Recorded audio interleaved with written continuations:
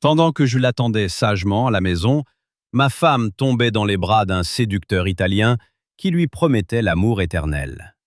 Ce qu'il ne lui a pas dit, c'est le cadeau mortel qu'il allait lui laisser. Un cadeau qu'elle m'a ramené. Cette histoire vraie va vous glacer le sang, parce que parfois, une seule nuit de trahison peut détruire toute une vie. Vous êtes sur la chaîne Histoire d'infidélité, où nous partageons des témoignages bouleversants de trahison, de mensonges et de renaissance. Dans les commentaires, écrivez-nous de quelle ville vous nous regardez et quel temps il fait dans votre rue. Installez-vous confortablement. Cette histoire va vous tenir en haleine jusqu'à la dernière seconde. 3 mots. 3 maudits mots seulement avaient réduit ma vie en miettes et transformé 5 années de mariage heureux en une sinistre farce du destin. Je suis séropositive. Le temps s'était figé. L'air était devenu épais, oppressant. Mon cœur battait si fort que j'étais certain que les voisins entendaient ce roulement de tambour à travers les murs. Angélique était assise en face de moi dans notre cuisine, là où nous avions pris 1000 petits déjeuners, ri ensemble, imaginé notre avenir, et elle pleurait comme si elle était en deuil. C'était peut-être le cas. Elle enterrait notre couple. Dehors, la pluie d'octobre tombait à torrents. Les gouttes martelaient violemment la vitre, comme si elles réclamaient d'entrer dans notre petit univers douillet pour tout balayer. L'appartement qui, 1 heure plus tôt encore, était notre foyer, me paraissait soudain étranger et glacial. Je regardais cette femme que j'avais aimée plus que tout, et je ne la reconnaissais plus. Cet inconnu au mascara coulé et aux mains tremblantes m'avait pas rapporté de son séjour italien des magnets pour le frigo et une bouteille de limoncello, mais un diagnostic mortel. Et maintenant, elle m'en parlait avec un détachement presque banal, comme si elle commentait simplement la pluie par la fenêtre. 3 semaines, 3 longues semaines qu'elle connaissait la vérité et gardait le silence. 3 semaines à dormir à mes côtés, à m'embrasser avant de s'endormir, à préparer les repas et à faire semblant que tout allait bien. Et moi, comme le dernier des imbéciles, je m'étais réjoui de son retour de voyage, sans comprendre pourquoi elle était devenue si pensive et nerveuse. Maintenant, je comprenais tout. Je comprenais ce que signifiaient ces sourires rêveurs quand elle regardait son téléphone. Je comprenais pourquoi elle s'extasiait tant sur le romantisme des hommes italiens. Je comprenais ce qui se cachait derrière ces récits enchantés sur ce merveilleux voyage entre filles. Ma femme ne m'avait pas simplement trompé avec un séducteur italien dans un pays étranger. Elle avait ramené à la maison un cadeau qui pouvait nous tuer tous les deux. L'histoire avait commencé 1 mois et demi plus tôt, fin août, quand Angélique était rentrée du travail dans un état d'excitation et de joie inhabituel. Ses joues étaient empourprées, ses yeux brillaient d'enthousiasme, et elle dansait presque dans notre petit couloir en retirant ses chaussures et en accrochant sa veste. Laurence, son amie de l'agence de marketing, avait proposé d'organiser un séjour entre filles en Italie. 5 jours entre Rome et Florence. Programme culturel, shopping et, comme l'avait formulé ma femme, l'occasion de se sentir à nouveau femme libre et non pas simplement ménagère courant après le travail pour préparer le dîner. Angélique m'avait raconté cette proposition en arpentant l'appartement, gesticulant avec tant d'énergie qu'elle semblait diriger un orchestre invisible. Elle parlait de son rêve de voir la chapelle Sixtine, de goûter une vraie glace italienne et de se promener dans les ruelles romaines au coucher du soleil. Dans sa voix résonnaient des notes que je n'avais plus entendues depuis longtemps. Ravissement et impatience de vivre une aventure. Je me souviens être resté dans la cuisine, touillant le dîner dans la poêle, à la regarder en souriant. À ce moment-là, j'étais heureux de voir ma femme aussi animée. Ces derniers mois, elle se plaignait de la routine, disait que la vie était devenue grise et prévisible. Son travail à l'agence de marketing l'épuisait. Les clients changeaient constamment leurs exigences, et la direction réclamait l'impossible. À la maison aussi, nous étions enlisés dans le quotidien. Travail, maison, télévision, sommeil, et tout recommençait. Je travaillais comme développeur dans une petite entreprise informatique. Mon salaire était correct pour notre ville, et nous pouvions nous permettre de telles dépenses. Et puis, Angélique méritait vraiment des vacances. Elle faisait des heures supplémentaires presque chaque jour, rentrait épuisée. Et je voyais à quel point cette course l'avait fatiguée. Angélique me parlait de ses compagnes de voyage, avec un enthousiasme tel qu'on aurait pu croire qu'elle préparait une expédition sur Mars. Laurence, une blonde de 30 ans au caractère aventureux, travaillait comme directrice artistique et était toujours la meneuse de leur groupe féminin. Elle venait de divorcer d'un mari alcoolique et, selon ses dires, voulait célébrer sa libération par un voyage dans le pays de l'amour et de la passion. Joséphine, une jeune femme discrète de 27 ans de la comptabilité, traversait elle aussi un divorce. Seulement, son ex-mari s'était révélé être un joueur compulsif qui avait dilapidé leurs économies communes. Angélique disait que Joséphine avait complètement perdu foi en les hommes et avait besoin de changer d'air pour se sentir à nouveau femme. Sabrina, responsable commerciale, était connue pour sa langue acérée et son goût pour l'aventure. À 29 ans, elle en était à son troisième mari et affirmait que les hommes français avaient oublié comment être galants. Selon elle, les vrais romantiques ne se trouvaient plus que dans les pays du Sud, où les hommes se souvenaient encore comment courtiser une femme. En écoutant Angélique parler de ce groupe, je ressentais une légère inquiétude. Toutes les quatre étaient, à des degrés divers, déçues par les relations. Et j'avais l'impression que ce voyage pouvait devenir non pas un simple tour culturel, mais quelque chose de plus risqué. Mais je chassais ces pensées, les attribuant à de la jalousie masculine. Un samedi soir, une semaine avant le départ, nous étions assis sur le canapé à regarder un film. Angélique feuilletait un magazine de mode et m'a soudain montré un article sur l'art de vivre à l'italienne. Il y avait des photos d'hommes bronzés en chemise blanche qui tendaient galamment la main à des femmes descendant de gondoles à Venise. Angélique a poussé un soupir rêveur et a dit qu'elle aimerait que les hommes français soient aussi romantiques. Elle se plaignait qu'en France, les hommes étaient devenus trop pragmatiques et avaient oublié les gestes élégants. Quand je lui ai demandé ce qui lui manquait exactement dans notre relation, elle a haussé les épaules et répondu qu'elle voulait simplement se sentir parfois comme l'héroïne d'un film romantique. Le jour du départ, je l'ai accompagnée à l'aéroport.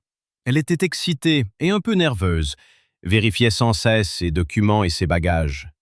Dans sa valise, elle avait 3 robes neuves qu'elle avait achetées spécialement pour le voyage. Des chaussures neuves et du maquillage. Elle avait dépensé pour cette garde-robe plus qu'elle ne dépensait habituellement en 6 mois, expliquant qu'elle voulait être à la hauteur dans la capitale mondiale de la mode. En m'embrassant pour me dire au revoir près du comptoir d'enregistrement, elle s'était serrée contre moi plus fort que d'habitude et m'avait murmuré à l'oreille qu'elle me manquait déjà et qu'elle me rapporterait quelque chose de délicieux. Ses cheveux sentaient un nouveau shampoing au parfum floral, et je m'étais dit qu'elle s'était vraiment préparée pour ce voyage comme pour un événement important. Quand l'avion avait disparu dans les nuages, j'étais rentré chez moi avec une légère tristesse, mais aussi l'espoir que ces vacances feraient du bien à ma femme. Peut-être reviendrait-elle plus satisfaite de la vie et de notre relation. Les 5 jours sans elle s'étaient écoulés lentement, mais pas désagréablement. Je travaillais, je retrouvais Christophe au bar, je lisais des livres que j'avais longtemps repoussés. Parfois, je commandais une pizza au lieu de préparer le dîner. Je regardais le football sur grand écran et profitais de ma liberté de célibataire. Angélique m'envoyait de temps à autre des photos de monuments et de courts messages sur le déroulement de sa journée. Le Colisée romain au coucher du soleil, une assiette de pâtes dans un restaurant chaleureux, une vitrine de sacs à Florence. Rien d'inhabituel. Des clichés touristiques ordinaires avec des commentaires du genre « beauté incroyable » ou « quel délice ». Mais déjà à ce moment-là, j'avais remarqué que les messages arrivaient moins souvent que prévu. Angélique avait promis d'écrire chaque soir pour raconter les impressions de la journée. Mais parfois, un jour et demi passait sans un seul message. Quand je lui demandais pourquoi elle n'écrivait pas, elle répondait que le temps filait à toute vitesse, que leur journée était si intense qu'elle n'avait même pas le temps de regarder son téléphone. Quand elle était revenue le dimanche soir, j'avais tout de suite remarqué les changements. Angélique semblait différente, plus libérée, mais en même temps songeuse. Elle avait l'air reposée, bronzée. Ses mouvements avaient acquis une grâce nouvelle. Mais quand je l'avais prise dans mes bras à l'aéroport, j'avais senti qu'elle était tendue, comme si elle se contrôlait. À la maison, elle racontait le voyage avec enthousiasme, mais je sentais que son récit était répété. Elle parlait de musées, de restaurants, de shopping, mais son regard glissait ailleurs. Quand je lui demandais des détails, elle répondait par des phrases générales et changeait vite de sujet. Dès le premier soir après son retour, nous étions assis sur le canapé et je parcourais ses photos sur son téléphone. La plupart des clichés étaient standards. Le Colisée, le Vatican, un café en terrasse, les filles dans différentes tenues devant des monuments. Mais parmi elles se trouvaient des photos qui m'avaient mis en alerte. Angélique et ses amis en compagnie d'hommes basanés, manifestement des locaux. Sur une photo, ils étaient assis autour d'une grande table dans un restaurant. Les hommes avaient le bras autour des épaules des filles. Sur une autre, tout le groupe était devant une fontaine et l'un des Italiens tenait Angélique par la taille. Les sourires étaient trop larges, les étreintes trop proches pour de simples connaissances. Quand je l'avais interrogée à ce sujet en montrant l'écran du téléphone, Angélique avait été déstabilisée une seconde, mais s'était vite ressaisie. Elle avait haussé les épaules et expliqué que c'était simplement des connaissances rencontrées dans un café près du Colisée. Des garçons du coin s'étaient montrés très amicaux, avaient proposé de leur montrer le vrai Rome, pas celui des touristes. Ils racontaient des histoires fascinantes sur la ville, les avaient emmenés dans des endroits authentiques où les touristes ordinaires ne vont jamais. Angélique en parlait avec aisance et naturel, mais j'avais remarqué comment elle froissait le bord de son chemisier dans ses mains. C'était son vieux signe de nervosité. Elle faisait toujours cela quand elle essayait de cacher la vérité ou qu'elle se sentait mal à l'aise.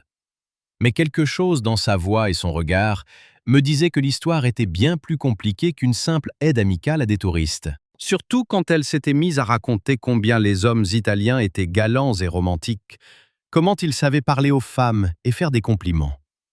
Les jours suivants avaient apporté de plus en plus de bizarreries que j'essayais d'abord d'expliquer par l'adaptation après les vacances. Angélique souriait souvent en regardant son téléphone, et ses sourires n'étaient pas comme avant, plus secrets, plus intimes.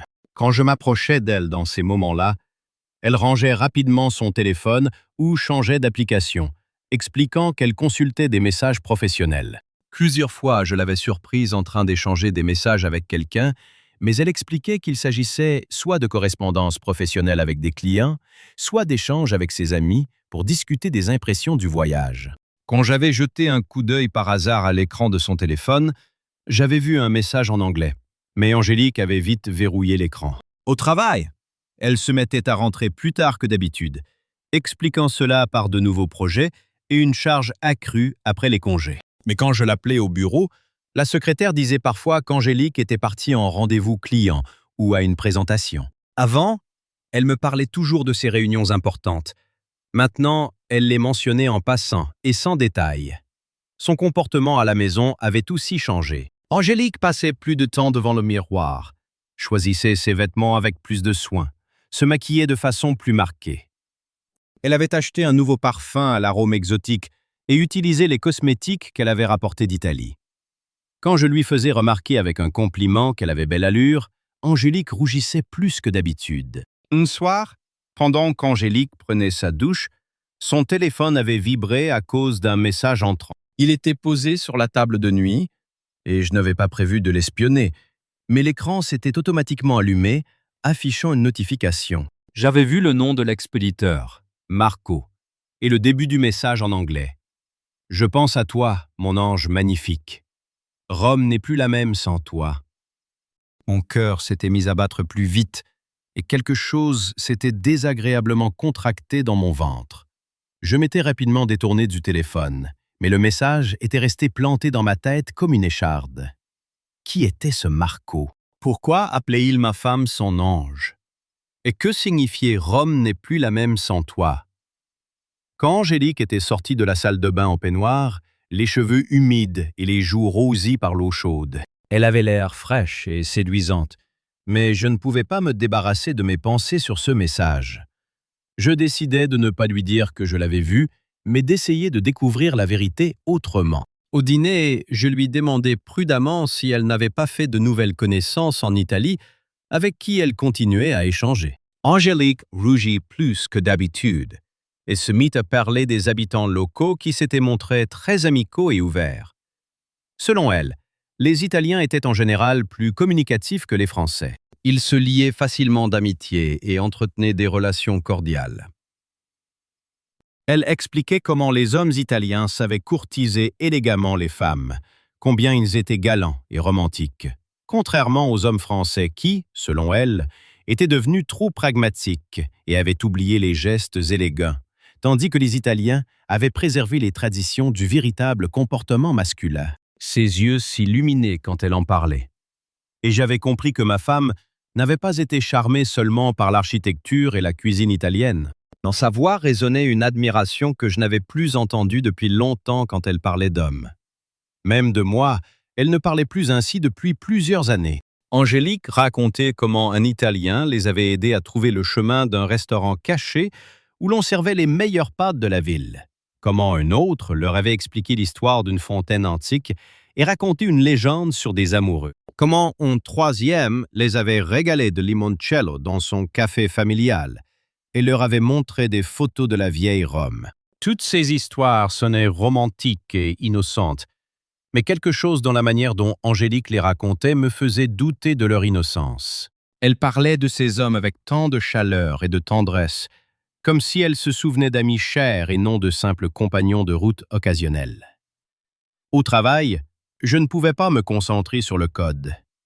Mes pensées revenaient constamment au comportement étrange d'Angélique, à ce message de Marco, à ses yeux brillants quand elle parlait des hommes italiens. Yves, mon meilleur ami et collègue, avait remarqué ma distraction pendant la pause déjeuner. Nous étions assis dans un café près du bureau et je tripotais machinalement ma salade avec ma fourchette, incapable d'avaler une bouchée. Yves m'observait avec le regard attentif d'un psychologue.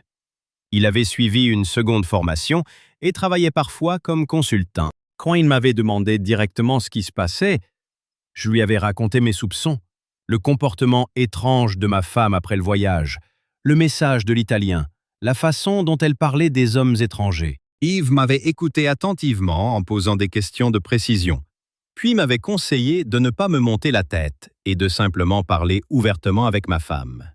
Selon lui, la nostalgie après des vacances était un phénomène normal. Peut-être qu'Angélique s'était vraiment liée d'amitié avec des habitants locaux et entretenait avec eux une correspondance amicale. Cela ne signifiait pas forcément une infidélité ou de sérieux problèmes dans le mariage.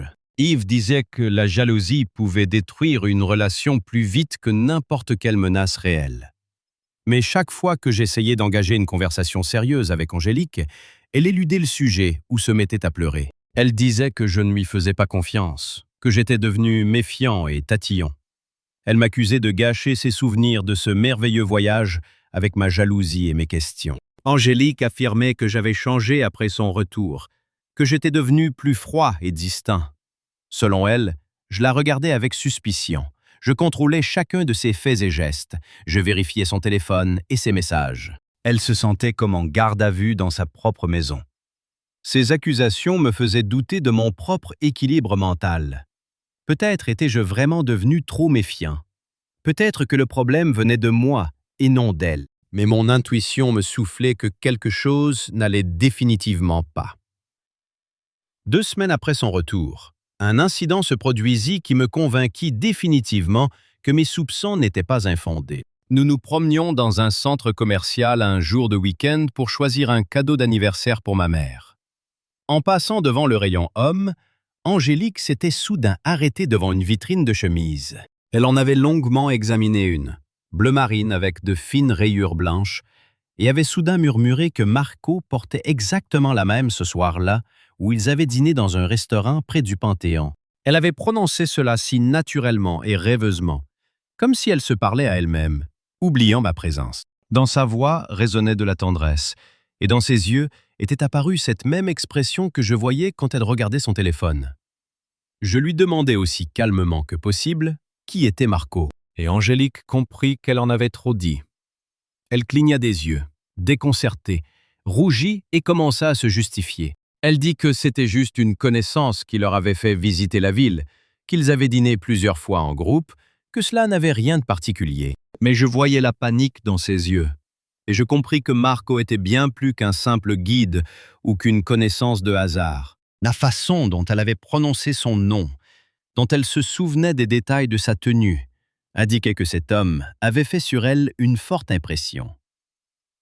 Le reste de la journée se passa dans un silence tendu. Angélique essayait de se comporter comme d'habitude, mais je sentais sa nervosité. Elle commençait souvent des phrases qu'elle ne terminait pas. Elle répondait distraitement à mes questions, laissait tomber des objets à plusieurs reprises. Ce soir-là, pendant qu'Angélique prenait un bain, je pris la décision de découvrir la vérité à tout prix. Je ne pouvais plus vivre dans l'incertitude, soupçonnant ma femme et doutant de mon propre équilibre. J'avais besoin de faits, pas de suppositions intuitives. Je commençais mon enquête par les réseaux sociaux, me sentant comme un détective de roman policier bon marché. Mais je n'avais pas le choix. Les questions directes ne donnaient aucun résultat, et vivre dans l'incertitude était devenu insupportable. Sur le profil d'Angélique étaient apparues de nouvelles photos d'Italie que je n'avais pas vues auparavant ou auxquelles je n'avais pas prêté attention. Elle les avait téléchargées progressivement, au cours de la semaine suivant son retour, les accompagnant de commentaires romantiques sur la beauté des villes italiennes et l'hospitalité des habitants. Sur une des photos, elle était assise dans un restaurant au plafond bas et aux murs de briques, face à un homme brun d'environ 35 ans. Il portait cette fameuse chemise bleu marine dont elle se souvenait au centre commercial. Marco avait l'air typiquement italien. Peau mate, yeux sombres, expressifs, barbe soignée, sourire éclatant. Sa main reposait sur la table très près de la sienne, la frôlant presque. Angélique le regardait avec une expression que je ne lui avais plus vue depuis longtemps, émerveillée et amoureuse. La légende sous la photo disait « Vrai pas d'italienne en compagnie d'un vrai Italien. Certains moments, on voudrait les garder pour toujours. » Les commentaires sous la photo débordaient d'admiration de ses amis. Laurence avait écrit « Quel beau gosse! Tu as eu de la chance avec ton guide », suivi de plusieurs emojis en forme de cœur. Joséphine avait ajouté « Je te l'avais dit que les hommes du coin étaient mieux que les nôtres. Tu te souviens de notre discussion dans la chambre ?» Sabrina avait laissé un commentaire plus audacieux. « J'espère qu'il t'a montré plus que des monuments, hihi. » Angélique avait répondu aux commentaires avec des emojis clins d'œil et des cœurs, ce qui ne ressemblait pas du tout à son style habituel de communication sobre sur les réseaux sociaux. D'ordinaire, elle se limitait aux likes et aux réponses laconiques. J'ai fait des captures d'écran et poursuivi mes recherches. Sur les profils des autres participantes au voyage, il y avait encore plus de photos compromettantes. Joséphine enlaçait un homme blond à la carrure athlétique devant le Colisée. À en juger par leur posture et leurs expressions, la relation avait dépassé le cadre amical. Sabrina embrassait sur la joue un grand brun près de la fontaine de Trévi. Mais ce baiser ne ressemblait pas à un geste amical, plutôt à quelque chose de plus intime. Et partout des commentaires des amis sur le romantisme, la passion et l'attention des Italiens envers les femmes. Mais la découverte la plus choquante se trouvait sur le profil de Laurence. Il y avait une photo des 4 filles en compagnie de 8 hommes dans une boîte de nuit. Tous avaient l'air passablement éméchés. Les étreintes dépassaient largement le cadre amical, et les regards étaient franchement intéressés. Laurence était serrée contre la poitrine d'un homme avec un tatouage sur le bras. Joséphine était assise sur les genoux de son blanc. Sabrina enlaçait 2 Italiens à la fois, et Angélique, ma femme, se tenait entre Marco et un autre homme. Tous deux la tenaient par la taille, et elle souriait joyeusement à l'objectif.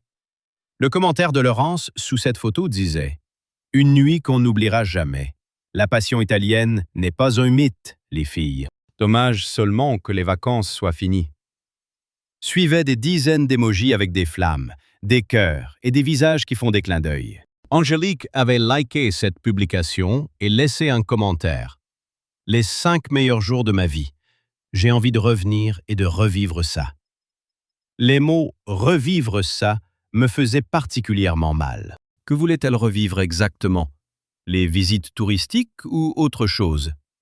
Je sentais tout se contracter en moi, entre douleur, colère et humiliation. Ma femme, qui m'avait toujours paru fidèle et réservée, qui se plaignait à la maison de fatigue et de maux de tête, s'était transformée en Italie en une personne complètement différente. Elle flirtait avec des inconnus, fréquentait les boîtes de nuit et, apparemment, participait à quelque chose qui dépassait largement le cadre d'une simple interaction touristique.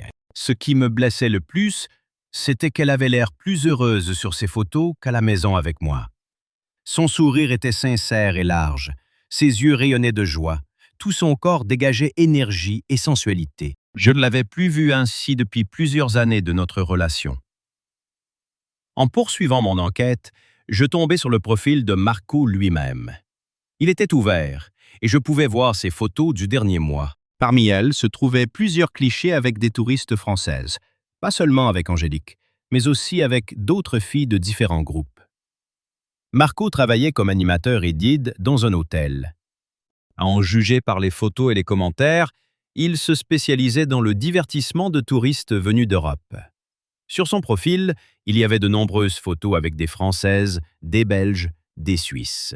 Toutes semblaient charmées par son charme méridional. Sous la photo avec Angélique dans ce fameux restaurant, Marco avait écrit en anglais « Un magnifique ange français a rendu ma semaine spéciale. J'espère te revoir, mon amour. » Angélique avait liké cette publication et répondu par un emoji en forme de cœur. Le soir, j'essayais de parler à nouveau avec Angélique, mais cette fois avec des preuves concrètes. Je lui montrais les photos que j'avais trouvées et lui demandais directement ce qui s'était passé en Italie. Elle les nia tout d'abord, affirmant que j'interprétais mal des clichés touristiques innocents, que tous les gens en vacances avaient l'air heureux et libérés. Angélique tenta d'expliquer chaque photo. Le dîner avec Marco était un repas de groupe. Simplement, les autres n'étaient pas dans le cadre. La boîte de nuit, ils l'avaient visitée tous ensemble pour le programme culturel. Rien de particulier ne s'y était passé. Les étreintes étaient une tradition méridionale ordinaire. C'était la façon de communiquer en Italie. Mais quand je lui montrais les commentaires de ses amis, notamment les déclarations explicites de Laurence, Angélique craqua. Elle comprit que nier l'évidence était inutile et se mit à pleurer. Les larmes coulaient sur ses joues, faisant couler son mascara, et sa voix tremblait de sanglots. Elle raconta comment elles avaient fait connaissance avec un groupe d'hommes locaux dès le premier jour de leur séjour. C'étaient des employés de l'hôtel où elles logeaient, animateurs, guides, réceptionnistes et leurs amis. Selon Angélique, les Italiens étaient incroyablement charmants, galants et romantiques. Angélique disait qu'elle n'avait plus ressenti une telle attention envers elle en tant que femme depuis très longtemps. En France, selon elle, les hommes étaient devenus trop pragmatiques et directs. Ils avaient oublié les gestes élégants et le romantisme. Alors que les Italiens traitaient chaque femme comme une déesse, savaient la faire se sentir spéciale et désirée. Marco, d'après son récit, était particulièrement attentionné. Il lui offrait des fleurs, écrivait des compliments sur de jolies cartes, l'emmenait dans les endroits les plus romantiques de la ville, lui montrait des coins cachés de Rome que seuls les habitants connaissaient. Il racontait des légendes et des histoires à couper le souffle. En écoutant son récit, je comprenais que ma femme n'avait pas été charmée seulement par l'attention d'un homme en particulier, mais par toute l'atmosphère de romantisme italien. Pour elle, ces 5 jours avaient été une échappée de la grisaille quotidienne vers un monde de passion et d'aventure qui, selon elle, manquait dans notre vie commune. Mais quand je lui demandais jusqu'où étaient allées ces relations romantiques, Angélique se tut soudain. Ses pleurs cessèrent. Elle essuya ses larmes avec sa manche et fixa longuement le sol. Ce silence était plus éloquent que n'importe quel aveu. Je compris que mes pires soupçons se confirmaient. Les jours suivants furent emplis d'une tension qu'on aurait pu couper au couteau. Nous vivions dans le même appartement, dormions dans le même lit, dînions à la même table. Mais entre nous s'était dressé un mur invisible d'éloignement et de méfiance. Angélique marchait sur des œufs, sursautait à chacune de mes paroles, évitait mon regard direct. Je me sentais trahi et humilié. Mais en même temps, je comprenais qu'il me fallait des faits concrets, pas des débordements émotionnels. Nous ne parlions presque plus, et l'atmosphère à la maison était devenue insupportable. Angélique essayait de se comporter comme d'habitude, préparait les petits déjeuners, faisait le ménage, parlait de son travail. Mais tout cela semblait joué et faux. Je répondais par monosyllabes, ne montrais aucun intérêt pour ses affaires, m'acquittais mécaniquement de mes tâches domestiques. Le soir, nous nous asseyions chacun à un bout du canapé pour regarder la télévision. Mais je voyais qu'Angélique ne suivait pas l'intrigue. Elle se perdait souvent dans ses pensées, tripotait la télécommande, poussait parfois de discrets soupirs. Parfois, son téléphone s'illuminait à cause de messages entrants et je remarquais comme elle vérifiait rapidement l'écran, puis rangeait aussitôt l'appareil. Au travail, les collègues commençaient à me demander si tout allait bien. Yves me proposa plusieurs fois de parler, mais je refusais, pas prêt à discuter de mon drame familial. Mon code contenait des erreurs. Les tâches prenaient plus de temps que d'habitude. La direction commençait à faire des remarques. La décision de parler à Laurence vint spontanément. Je compris qu'Angélique ne me dirait jamais toute la vérité. Elle se protégerait, minimiserait ce qui s'était passé, présenterait les événements sous un jour plus favorable. Mais ses amis pouvaient connaître des détails qui m'aideraient à comprendre l'ampleur de la catastrophe. Laurence travaillait dans le même immeuble qu'Angélique, mais dans une autre agence. Je trouvais son numéro dans le téléphone de ma femme et l'appelais un mercredi après-midi, quand Angélique était en réunion. Laurence fut surprise par mon appel, mais accepta de me retrouver dans un café près de leur bureau 1 heure plus tard. La rencontre fut une révélation qui bouleversa ma perception de ce qui s'était passé en Italie. Laurence avait l'air un peu embarrassée, mais pas effrayée, comme si elle s'attendait à cette conversation. Elle commanda un café et me regarda attentivement. Quand je dis que j'étais au courant de la rencontre des filles avec les Italiens et que je voulais connaître les détails, Laurence poussa un soupir de soulagement. Apparemment, elle pensait que je savais déjà toute la vérité par Angélique et ne cacha rien. Son récit fut détaillé et choquant. Selon Laurence, tout avait effectivement commencé de façon innocente. Le premier jour de leur séjour à Rome, elle s'était installée dans un petit hôtel du centre historique et y avait fait la connaissance d'Antonio, le réceptionniste, qui leur avait proposé de leur montrer la vraie ville, pas celle des touristes. Antonio avait environ 40 ans, était divorcé et avait une fille adulte. Il travaillait dans le tourisme depuis plus de 15 ans et se spécialisait dans l'accueil de touristes étrangères. Selon Laurence, il avait un don particulier. Il savait trouver l'approche pour chaque femme, comprendre ses besoins et ses désirs. Antonio était venu avec 3 amis. Marco, 34 ans, qui travaillait comme guide et animateur, Luca, 32 ans, propriétaire d'un petit restaurant, et Giovanni, 29 ans, photographe qui faisait des visites guidées pour les touristes. Le premier jour, les hommes avaient été très prévenants et galants. Ils payaient les boissons au café, racontaient des histoires intéressantes sur Rome, montraient des endroits absents des guides touristiques. Les filles s'étaient senties spéciales. L'attention de 4 Italiens séduisants flattait leur ego. Laurence admit qu'elles avaient toutes été charmées par le tempérament méridional et la façon de communiquer des hommes du coin.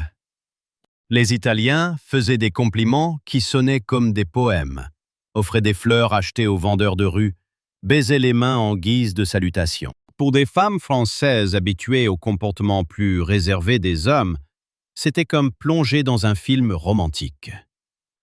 Le deuxième jour, les Italiens invitèrent les filles à dîner dans un restaurant authentique qui appartenait à Luca.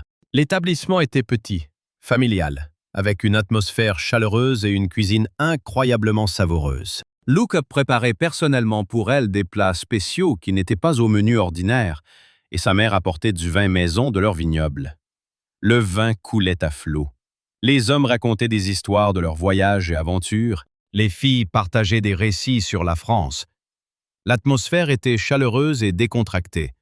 Les frontières entre touristes et habitants s'effaçaient. Après le dîner, ils étaient allés se promener dans Rome la nuit, avaient dansé sur de la musique de rue, nourri des chats errants près du Panthéon. Laurence raconta que c'était précisément ce soir-là qu'avait commencé une communication plus intime entre les couples. Antonio s'était montré très attentionné envers elle, racontait sa vie, montrait des photos de sa fille, parlait de sa lassitude face à la solitude après son divorce.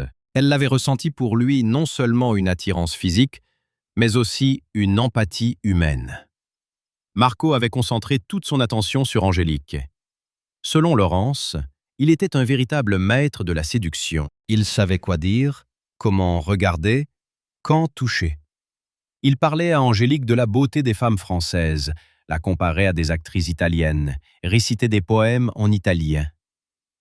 Le troisième jour fut un tournant dans leur relation. Après un nouveau dîner, tout le groupe se rendit dans une boîte de nuit fréquentée par la bohème locale. Artistes, musiciens, écrivains. L'établissement était chic et cher, mais les Italiens insistèrent pour tout payer eux-mêmes. Là, tous burent copieusement du vin coûteux et des cocktails. La musique était forte et sensuelle, l'éclairage tamisé et romantique. Les hommes dansaient avec les filles de très près, avec passion. Les mains glissaient sur les corps, les lèvres effleuraient les nuques et les joues. Laurence admit honnêtement que l'alcool, la musique, l'attention d'hommes séduisants et l'atmosphère de la nuit italienne avaient fait leur effet. La frontière entre le flirt et quelque chose de plus sérieux commençait à s'effacer. Joséphine fut la première à disparaître du club avec son Italien blond, et les autres suivirent son exemple. Quand je posais des questions précises sur Angélique, Laurence hésita, regarda ailleurs, mais finit par confirmer mes pires craintes. Ma femme avait passé le reste de la nuit avec Marco dans son appartement. Et pas seulement cette nuit-là. Les 2 jours suivants, ils ne s'étaient presque pas quittés. Laurence tentait de défendre son ami, disant que les Italiens étaient tellement charmants et romantiques qu'il était vraiment difficile de résister. Elle soulignait que ce n'était pas une liaison occasionnelle. Entre Angélique et Marco étaient nés de vrais sentiments, même éphémères. Marco emmenait Angélique dans les endroits les plus romantiques de Rome, que seuls les habitants connaissaient. Il voyait le lever du soleil sur la colline du Janicule, dîner aux chandelles dans une cour cachée près du Vatican, se promenait dans le Trastevere en se tenant la main comme des adolescents amoureux. Il lui lisait des poèmes de poètes italiens, lui offrait des roses achetées aux vendeurs de rue, l'appelait sa muse et son inspiration. Pour ma femme, qui avait toujours rêvé d'un grand amour romantique, c'était comme un conte de fées du cinéma italien devenu réalité. Laurence raconta que Marco avait promis à Angélique de venir en France, parlait d'une relation sérieuse, évoquait même la possibilité qu'elle s'installe en Italie. Il lui montrait des photos de son appartement, parlait de ses projets d'ouvrir sa propre agence de tourisme dans laquelle elle pourrait travailler. Ma femme avait cru à ses promesses. Elle racontait à ses amis qu'elle avait enfin rencontré l'homme de ses rêves, qu'elle était prête à changer de vie par amour. Le dernier jour du voyage, Angélique avait même pleuré en se séparant de lui, et Marco jurait que leur séparation était temporaire. En écoutant ce récit, je sentais tout se contracter en moi de douleur. Ma femme ne m'avait pas simplement trompé, elle était tombée amoureuse d'un autre homme, planifiait un avenir avec lui, était prête à détruire notre mariage pour une aventure italienne. Mais Laurence raconta aussi ce qui s'était passé ensuite. Après le retour en France, Marco s'était mis à écrire moins souvent. Ses messages étaient devenus plus froids et formels. La visite promise à Paris était reportée sous différents prétextes. Progressivement, il était devenu clair que pour l'Italien, les touristes françaises n'étaient qu'un divertissement de quelques jours. Laurence dit qu'Angélique souffrait beaucoup de cette déception. Elle avait compris qu'elle avait été trompée, que les belles paroles d'amour et d'avenir n'étaient qu'un scénario rodé pour séduire les touristes. Marco s'était servi de ses sentiments et de sa naïveté, puis l'avait jeté comme un objet inutile. En rentrant chez moi après cette conversation, je me sentais vidé. Mon monde s'était définitivement effondré, et je ne savais pas comment ramasser les morceaux. Angélique était assise sur le canapé et faisait semblant de regarder une série, mais je voyais qu'elle était tendue et attendait quelque chose. Quand je lui racontai ma conversation avec Laurence, Angélique se mit d'abord en colère contre son amie pour son bavardage. Elle criait que Laurence n'avait pas le droit de raconter les secrets des autres, que c'était une trahison entre amis. Mais ensuite, sa colère fit place au désespoir et elle fondit en larmes. Angélique disait qu'elle n'avait pas prévu de me tromper, que tout s'était produit spontanément, sous l'effet du moment, du vin et de l'atmosphère romantique. Elle jurait que Marco l'avait trompée, qu'elle avait été une idiote naïve qui avait cru aux belles paroles d'un séducteur expérimenté. En écoutant ces justifications, je ressentais un mélange étrange de rage, de douleur et de pitié. J'étais furieux contre elle pour sa trahison, contre moi pour mon aveuglement, contre cet Italien séducteur pour son cynisme, blessé par la compréhension que la femme que j'aimais avait été prête à me quitter pour une passion éphémère, et pris de pitié pour elle-même, car elle aussi avait été victime d'une tromperie. Mais le plus douloureux était de réaliser que je n'avais apparemment pas donné à ma femme ce qu'elle cherchait. Le romantisme, la passion, le sentiment de sa propre féminité et d'être désiré. J'avais été un bon mari sur le plan matériel. Je travaillais, ramenais de l'argent, aidais à la maison, ne buvais pas, ne trompais pas. Mais j'avais oublié d'être un amant, un poète, un romantique. Quand nous nous étions mariés, je lui lisais aussi des poèmes, lui offrais des fleurs, organisais des surprises. Mais progressivement, tout cela avait disparu sous la pression du quotidien. Le travail, le crédit immobilier, les tâches ménagères, les projets d'avenir. Tout cela avait chassé le romantisme de notre relation. Nous étions devenus des partenaires d'affaires, pas un couple amoureux. Peut-être que si j'avais été plus attentif à ses besoins, plus sensible à ses rêves, cela ne serait pas arrivé. Peut-être que le problème ne venait pas seulement de sa trahison, mais aussi de ma surdité émotionnelle. Mais aussitôt, une autre partie de ma conscience protestait. Est-ce que l'insatisfaction dans un mariage peut justifier l'infidélité? N'aurait-elle pas pu me parler ouvertement, essayer de changer notre relation, plutôt que de chercher du réconfort dans les bras d'un autre homme? Je pensais à tout le mensonge qu'il y avait eu dans notre vie ces dernières semaines. Chacun de ses sourires, chaque « je t'aime » avant de s'endormir, chaque baiser en se retrouvant était imprégné de fausseté. Elle couchait avec moi en sachant qu'elle pensait à un autre. Elle me préparait mes petits déjeuners en cachant qu'elle correspondait avec son amant. Le plus humiliant était de comprendre que j'étais devenu pour elle un refuge sûr, une solution de secours. Tant que Marco lui promettait un conte de fées italien, j'étais un concurrent. Mais quand le rêve italien avait éclaté, j'étais redevenu nécessaire comme stabilité, fiabilité, confort habituel. Angélique pleurait et me suppliait de lui pardonner. Elle disait que c'était la seule fois dans notre vie commune qu'elle avait pris conscience de son erreur, qu'elle était prête à passer le reste de sa vie à me prouver son amour et sa fidélité. Elle proposait d'aller voir un psychologue de couple, de tout recommencer, de partir ensemble en voyage romantique. Mais je comprenais que la confiance était brisée en 1000 morceaux et qu'il était impossible de recoller les fragments. Comment pourrais-je maintenant la laisser partir en déplacement professionnel? Comment croirais-je qu'elle travaille tard et ne rencontre personne? Comment pourrais-je faire l'amour avec elle en sachant qu'elle me compare à un autre homme? Le plus terrible était encore à venir, mais je ne m'en doutais pas alors. 2 semaines supplémentaires de coexistence douloureuse dans le même appartement passèrent. Nous essayons de reconstruire notre relation, mais chaque jour apportait de nouveaux rappels de ce qui s'était passé. Angélique s'efforçait d'être l'épouse parfaite, préparait mes plats préférés, achetait des produits cosmétiques chers que j'avais un jour complimentés par hasard, s'était même inscrite à des cours d'italien, pensant naïvement que cela prouverait son intention d'oublier les aventures italiennes. Mais son comportement semblait joué et désespéré. Elle s'excusait trop souvent pour des broutilles, manifestait trop ostensiblement de l'attention envers moi, s'intéressait de façon trop insistante à mes affaires. Chacune de ses paroles et chacune de ses gestes était imprégnée de culpabilité. Je voyais comment elle vérifiait ma réaction à chacune de ses phrases, comment elle avait peur de dire quelque chose d'inapproprié. Quand je rentrais tard du travail, elle m'accueillait avec une expression anxieuse, comme si elle craignait que je ne revienne pas. Son téléphone était maintenant toujours posé, écran vers le haut. Elle me montrait ostensiblement tous les messages entrants. Mais quelque chose dans son comportement commença à m'inquiéter pour une autre raison. Angélique se rendait plus souvent à la salle de bain, surtout le matin. Plusieurs fois, je l'avais entendue y examiner quelque chose, fouiller dans des emballages de médicaments.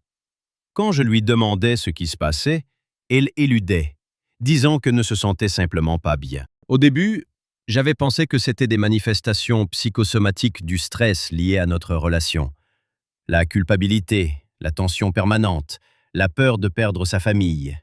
Tout cela pouvait affecter la santé. Mais progressivement, les symptômes devenaient plus concrets et inquiétants. Angélique se plaignait d'une fatigue constante, bien qu'elle dorme 9 à 10 heures par jour. Elle avait perdu l'appétit. Elle se forçait difficilement à manger même ses plats préférés. Plusieurs fois au petit déjeuner, elle avait eu des nausées à cause de l'odeur du café qu'elle adorait auparavant. Le matin, elle sautait souvent du lit et courait aux toilettes.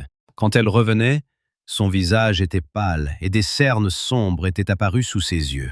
À mes questions sur son état, elle répondait évasivement, parlait du changement de saison, d'un manque de vitamines, du stress au travail, mais je voyais que quelque chose de précis la préoccupait. Un matin, je l'avais suivie et vue debout devant le miroir de la salle de bain, examinant attentivement son corps. Elle palpait les ganglions lymphatiques de son cou, étudiait la peau de ses bras et de son visage, ouvrait la bouche et éclairait sa gorge avec la lampe de son téléphone.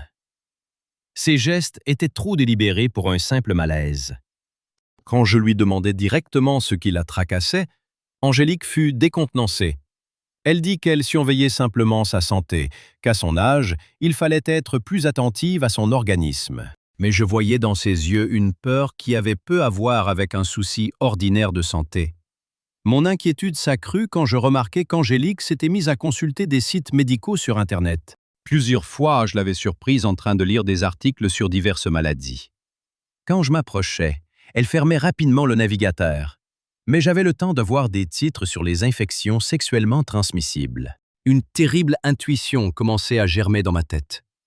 Aurait-elle attrapé quelque chose de cet Italien?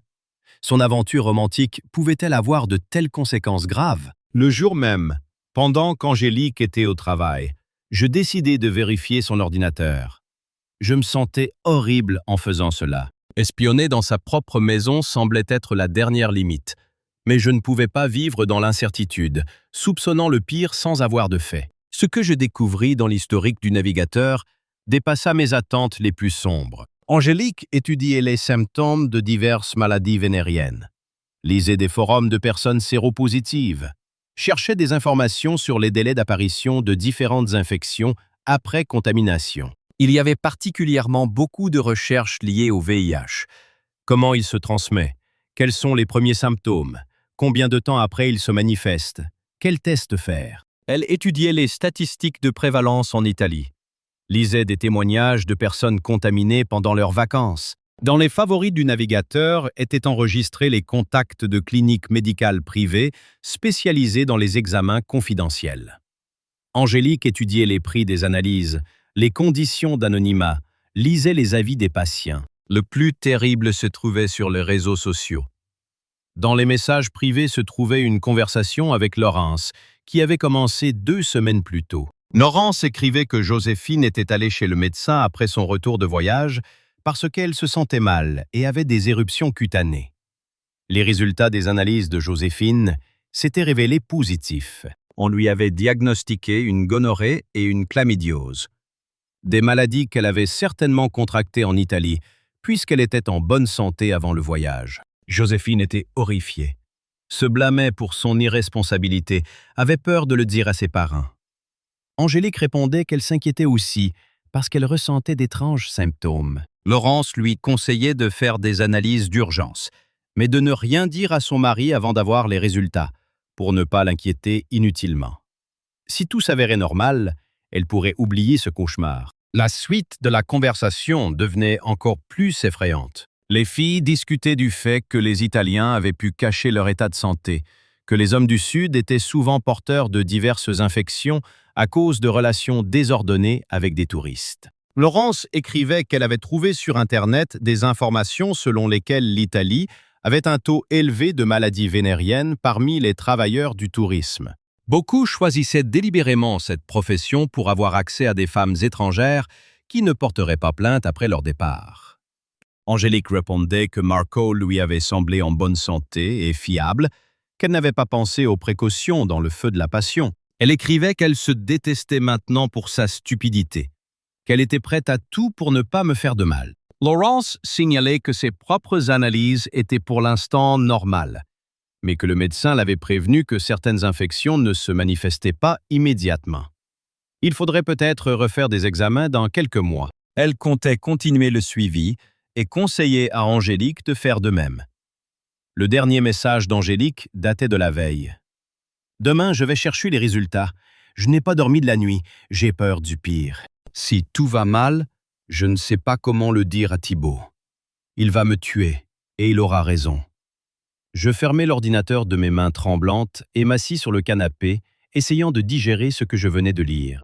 Ma femme ne m'avait pas seulement trompé avec un inconnu dans un autre pays, mais elle avait pu contracter une infection grave.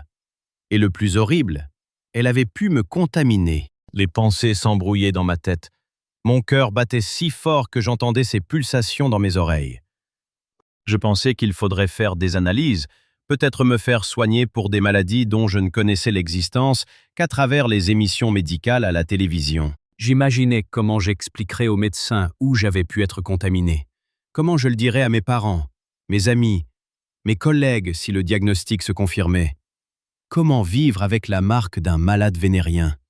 Comment construire des relations avec d'autres femmes à l'avenir? Mais le pire était de comprendre qu'Angélique savait tout ce temps qu'il y avait un risque, mais ne m'avait rien dit. Nous avions continué à avoir des rapports intimes et elle m'exposait au danger, ayant peur d'avouer ses craintes. Le soir, Angélique rentra à la maison, pâle et silencieuse. Elle refusa de dîner, dit qu'elle était fatiguée et avait mal à la tête. Elle se coucha tôt, mais je voyais qu'elle ne dormait pas. Restait allongée, les yeux ouverts à fixer le plafond. J'étais allongé à côté d'elle et je pensais que demain, tout pourrait changer. Si ses craintes se confirmaient, notre vie ne serait plus jamais la même. Si les analyses étaient normales, il resterait seulement l'humiliation de l'infidélité. Mais cela semblerait une broutille, comparée aux problèmes médicaux. Le lendemain, Angélique partit au travail comme d'habitude. Mais je savais qu'en chemin, elle passerait à la clinique chercher les résultats des analyses. Toute la journée, je ne pus me concentrer sur mon travail. Regardais constamment mon téléphone en attendant son appel ou son message. Yves remarqua mon état et proposa de parler. Je lui racontai mes soupçons concernant la santé de ma femme, sans entrer dans les détails des raisons.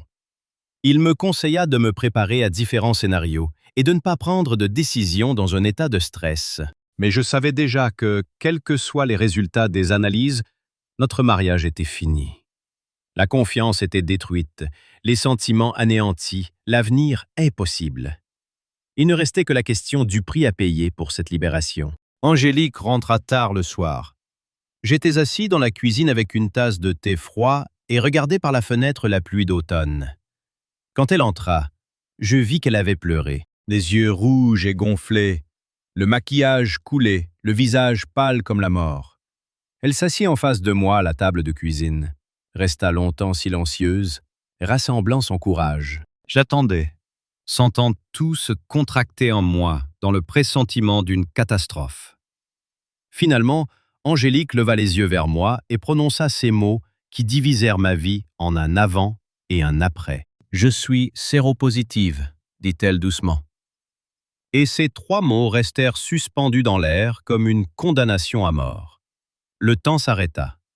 Je la regardais sans pouvoir croire à la réalité de ce qui se passait. Dans ma tête pulsait une seule pensée. Ce ne peut pas être vrai. C'est un cauchemar. Je vais me réveiller et tout sera faux. Mais Angélique continuait à parler à travers ses larmes, et la réalité s'abattit sur moi de tout son poids. Ma femme, la femme avec qui j'avais vécu 5 ans, avec qui je prévoyais d'avoir des enfants et de vieillir, était assise devant moi et racontait comment un seul voyage avait détruit non seulement notre mariage, mais aussi, peut-être, notre vie. Angélique pleurait sans retenue et racontait les détails de sa visite chez le médecin. Dans la clinique privée, on lui avait expliqué que l'infection avait été transmise récemment, très probablement pendant le voyage en Italie. Le médecin avait dit que, avec les traitements modernes, le VIH n'était plus une condamnation à mort, mais que cela changeait radicalement le mode de vie et nécessitait une thérapie permanente. Elle me suppliait de lui pardonner, disait que c'était un moment d'égarement, qu'elle n'avait jamais voulu me faire de mal. Angélique racontait comment Marco lui avait promis l'amour et un déménagement en Italie, comment il parlait de projets sérieux et d'avenir commun. Selon elle, l'Italien s'était présenté comme un homme d'affaires divorcé, propriétaire d'une agence de tourisme. Il lui montrait des photos de son appartement dans le centre de Rome, parlait de ses projets d'expansion de son entreprise, lui proposait un travail et une nouvelle vie en Italie. Marco disait qu'il cherchait depuis longtemps une relation sérieuse, que les femmes françaises étaient idéales pour lui, belles, intelligentes et attachées à la famille. En écoutant son récit, je sentais monter en moi une rage que je n'avais jamais éprouvée auparavant. Pour la première fois de ma vie, j'avais envie de crier, de casser de la vaisselle, d'évacuer toute cette douleur et cette humiliation. Mais je restais assis, serrant les poings jusqu'à avoir mal, essayant de garder mes derniers restes de sang-froid. Dans ma tête défilaient des pensées sur l'injustice de la situation. J'avais toujours été un mari fidèle. Je travaillais, subvenais aux besoins de la famille, ne trompais pas, ne buvais pas, ne jouais pas. Et maintenant, je payais pour la stupidité et la trahison d'un autre. Peut-être contaminé par une maladie mortelle à cause d'un moment de faiblesse de ma femme. Angélique continuait à raconter comment sa relation avec Marco s'était développée. Après la première intimité, il était devenu encore plus attentionné et romantique. Il l'emmenait dans les plus beaux endroits de Rome que les touristes ordinaires ne voient pas. Il voyait le lever du soleil sur la colline de l'Aventin, dînait dans un petit restaurant familial du Trastevere, se promenait à la Villa Borghese sous les étoiles. Marco lui parlait de ses rêves et de ses projets. Disait qu'elle pourrait être l'assistante idéale dans son entreprise. Selon lui, les femmes françaises étaient très demandées comme guides pour les touristes européens. Angélique pourrait faire des visites guidées, organiser des circuits, développer ce secteur. Il promettait de venir à Paris dans 1 mois pour découvrir sa vie et discuter des détails du déménagement. Il disait être prêt à l'aider pour les démarches administratives, la recherche d'un logement, l'apprentissage de la langue. Marco avait même proposé de payer ses cours d'italien avant son arrivée. Le dernier jour des vacances, ils avaient passé presque 24 heures ensemble. Marco avait pris un jour de congé et ils avaient visité tous les endroits importants pour lui.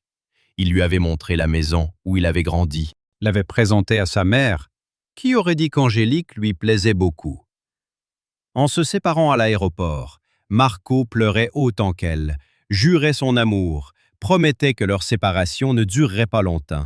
Il lui avait offert une chaîne en or, avec un pendentif en forme de cœur sur lequel était gravé « Amore eterno », amour éternel.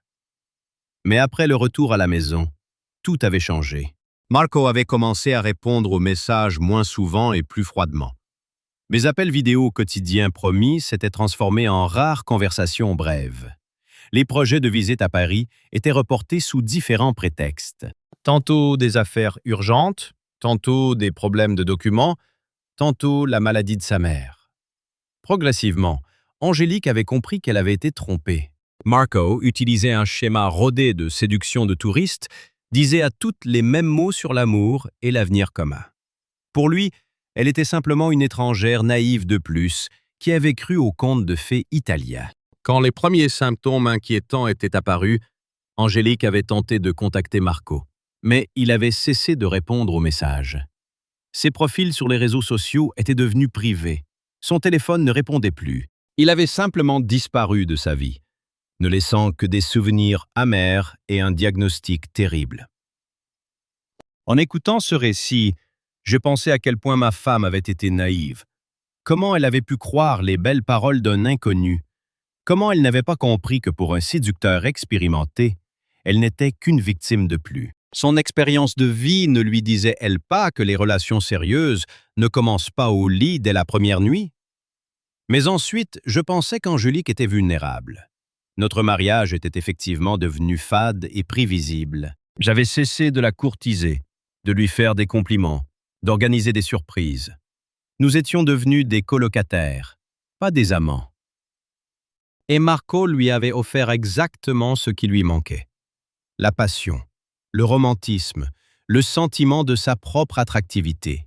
Bien sûr, cela n'excusait pas l'infidélité, mais cela aidait à comprendre ses motivations. Angélique n'était pas une infidèle calculatrice. Elle était une femme malheureuse qui avait succombé à la tentation et qui payait maintenant pour sa faiblesse. Quand elle eut terminé son récit, je me levai de table et pour la première fois de notre vie commune, j'élevai la voix. Je ne criais pas, mais je parlais durement et froidement. Chaque mot frappait comme une gifle. Je lui dis qu'elle n'avait pas seulement trahi notre mariage, mais qu'elle avait mis ma vie en danger, que son égoïsme et son irresponsabilité auraient pu me coûter la santé et peut-être même la vie. Qu'elle m'avait menti pendant toutes ces semaines, m'exposant au danger et me privant du droit de choisir. Angélique tentait de se justifier, disait qu'elle avait eu peur de dire la vérité avant d'avoir les résultats des analyses. Selon elle, elle espérait que tout irait bien, que le diagnostic serait une erreur. Elle ne voulait pas me faire de la peine pour rien, mais je n'écoutais plus ses paroles. Dans ma tête tourbillonnaient les pensées qu'il me fallait aussi faire des analyses d'urgence, que j'étais peut-être déjà contaminé. Je pensais à comment expliquer la situation aux médecins, aux parents, aux amis. Comment vivre avec ce diagnostic s'il se confirmait. J'imaginais l'avenir. Les hôpitaux sans fin, les médicaments à prendre toute sa vie, les restrictions au travail et dans la vie personnelle. Je pensais que je ne pourrais peut-être jamais avoir d'enfant, qu'il faudrait prévenir chaque futur partenaire de mon statut. Mais ce qui me tuait le plus, c'était la pensée de l'injustice. Je n'avais pas choisi ce risque. Je n'avais pas pris la décision de tromper ma femme avec un inconnu dans un pays étranger. Mais maintenant, je pouvais payer pour cela toute ma vie. Cette nuit-là, je ne pus dormir. J'étais allongé dans le salon sur le canapé et fixais le plafond, essayant de comprendre ce qui s'était passé.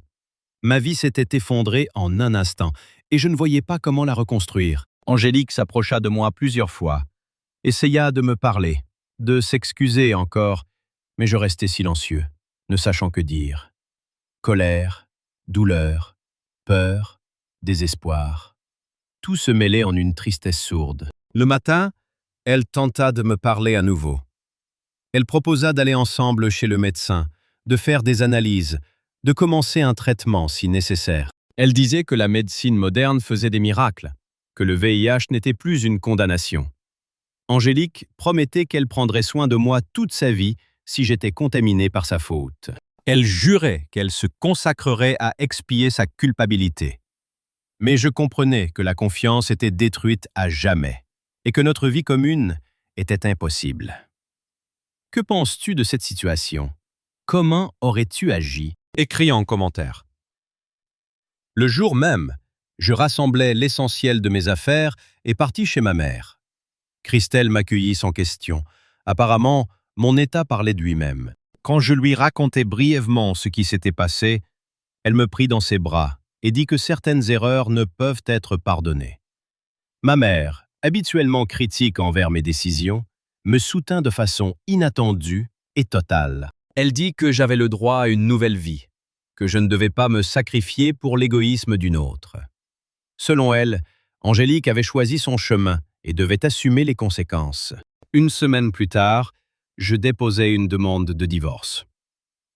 Angélique essaya de me contacter par l'intermédiaire d'amis communs, m'écrivit de longues lettres, me demanda de lui donner une chance de prouver son amour, mais je restais inflexible. La décision était définitive. Les résultats de mes analyses arrivèrent 2 semaines plus tard. Ils étaient négatifs. Ce fut la seule bonne nouvelle depuis des mois. Le médecin expliqua qu'il faudrait refaire les examens dans 3 et 6 mois pour être définitivement sûr, mais les premiers résultats étaient encourageants. En l'apprenant, je ressentis un immense soulagement, mais aussi un vide étrange. Le cauchemar médical n'avait pas eu lieu, mais le traumatisme émotionnel restait. La trahison de ma femme, l'effondrement de ma famille, la nécessité de recommencer ma vie, tout cela était toujours là. Le divorce se passa rapidement et sans scandale. Angélique ne disputa pas le partage des biens. Comprenant sans doute toute la gravité de sa faute, elle signa tous les documents sans objection, demanda seulement à garder la chaîne que Marco lui avait offerte, comme rappel de sa propre stupidité.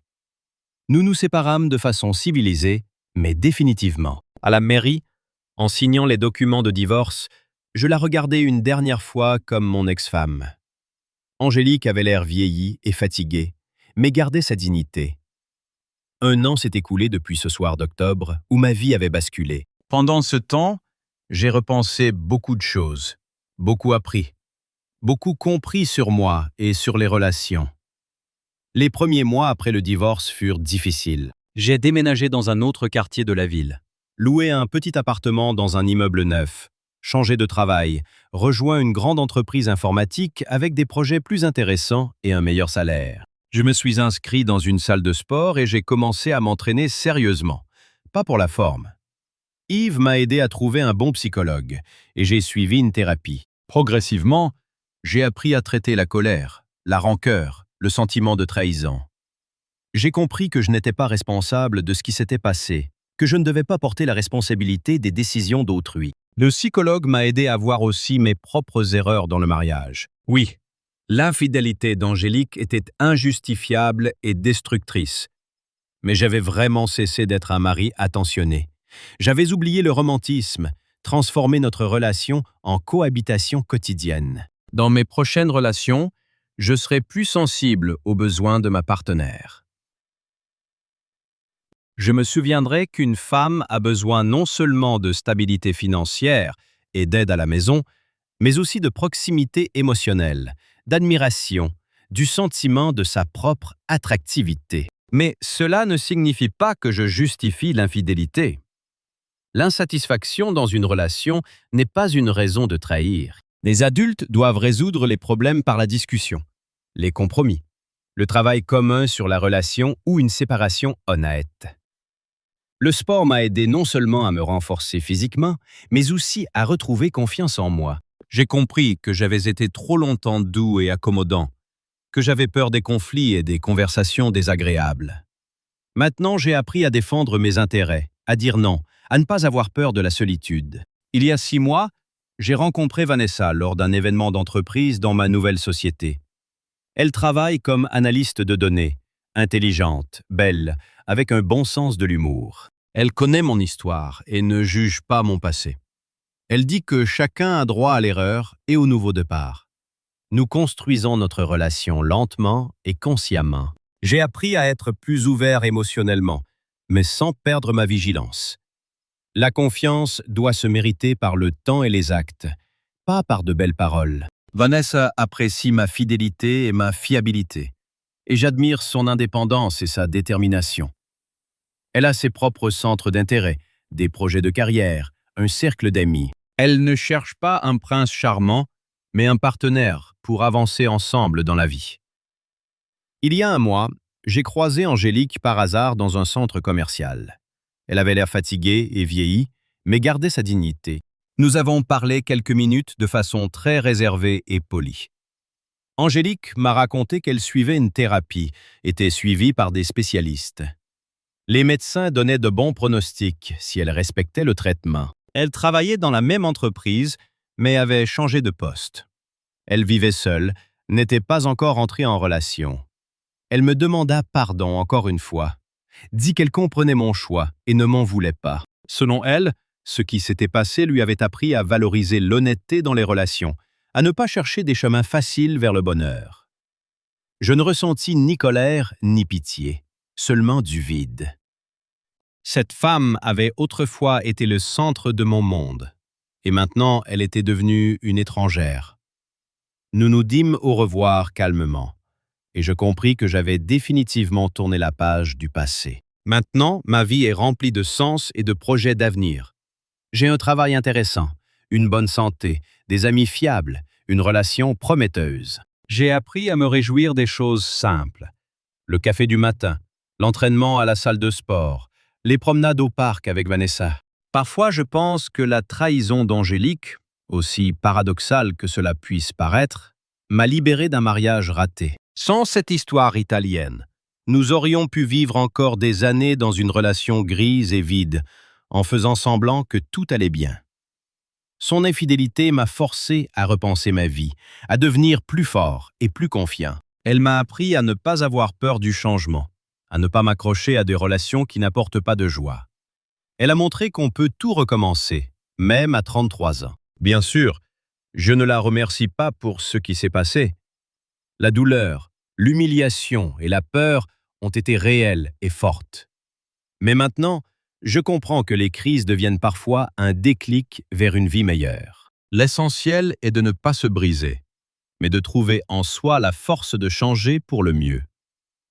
Dans ma relation avec Vanessa, j'essaie d'être le partenaire que j'aimerais avoir à mes côtés. Attentionné mais pas envahissant, romantique mais pas banal, fiable mais pas ennuyeux. Et elle me rend l'appareil. Nous prévoyons des vacances ensemble cet été. Nous irons en Grèce, visiter les temples antiques et profiter de la mer. Seulement cette fois, je n'aurai pas peur de laisser la femme que j'aime aller seule faire du shopping ou visiter des sites. Parce que le véritable amour est basé sur la confiance, pas sur le contrôle. Elle cherchait le romantisme à l'étranger. Et moi, j'ai trouvé ma voie dans ce pays. Abonne-toi si tu as lu jusqu'à la fin.